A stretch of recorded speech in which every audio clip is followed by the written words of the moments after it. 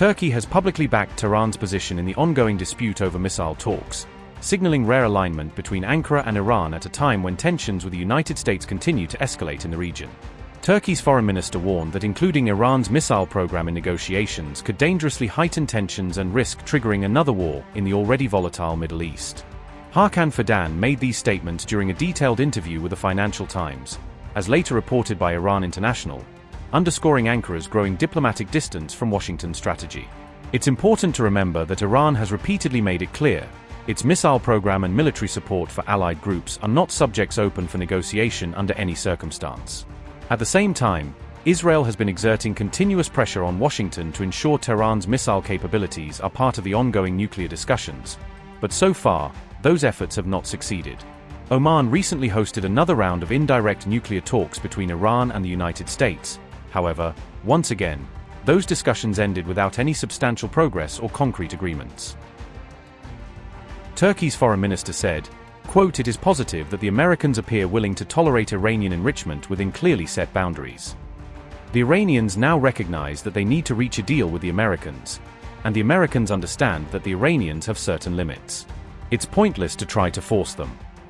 If the US insists on addressing all the issues simultaneously, I'm afraid even the nuclear file will not move forward.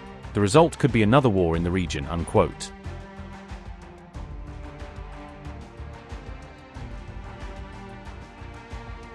On February 9th, Turkey's foreign minister announced that despite rising rhetoric, Ankara saw no immediate danger of open war breaking out between Iran and the United States. Speaking to CNN Turk, Fidan emphasized that Turkey was actively working behind the scenes to de-escalate the situation and prevent a broader regional conflict from erupting. Analysts noted that this was the second time in just a few weeks that Turkey had carefully, but clearly, revealed what seemed to be undisclosed US military or diplomatic intentions in the region. Earlier, as American warships moved closer to Iranian waters, Ankara appeared to subtly hint that President Trump's administration might be preparing possible military action against Iran. In anticipation of potential instability, Turkey had quietly drawn up contingency plans to create a limited buffer zone inside Iranian territory in case Tehran's government collapsed following foreign intervention. A report by Middle East Eye revealed that Ankara's objective was to prevent a massive wave of Iranian refugees from flooding across its eastern border in the event of US airstrikes.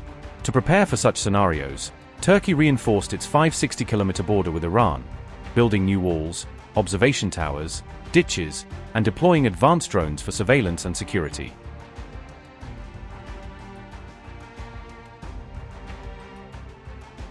However, Turkey was not the only traditional US ally to express measured support for Iran or to push for diplomacy during this tense phase in regional politics.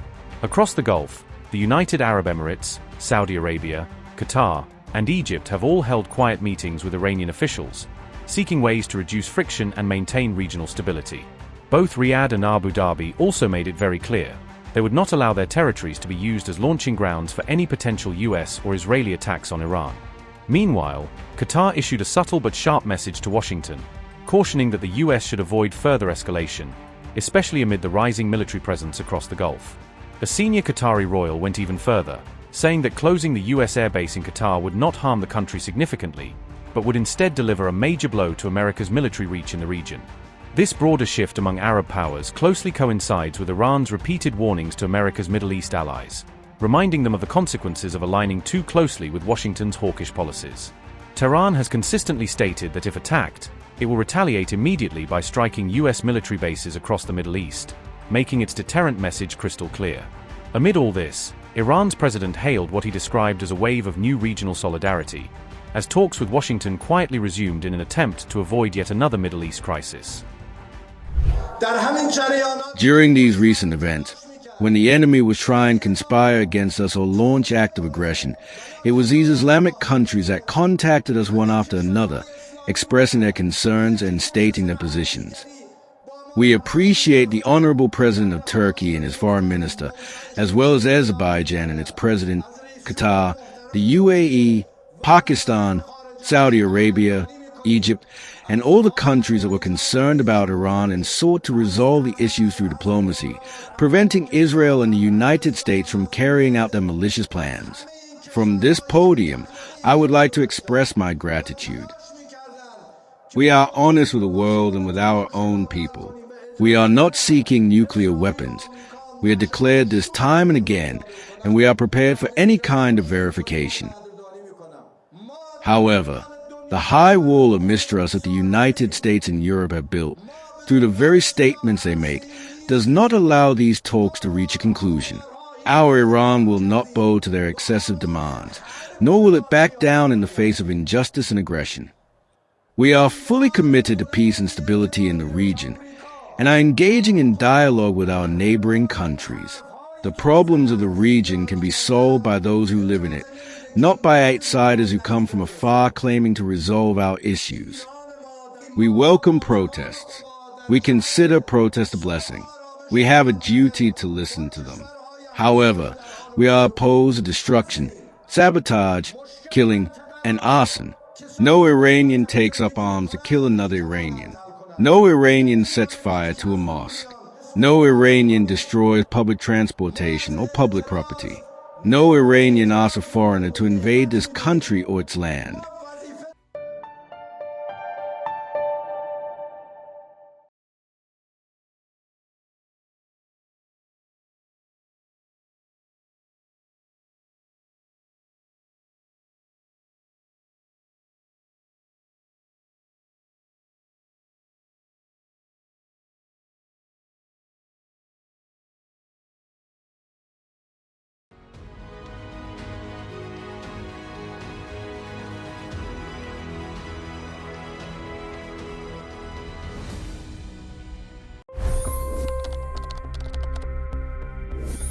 $25 crore गरीब गरीबी को परास्त करके बाहर निकले।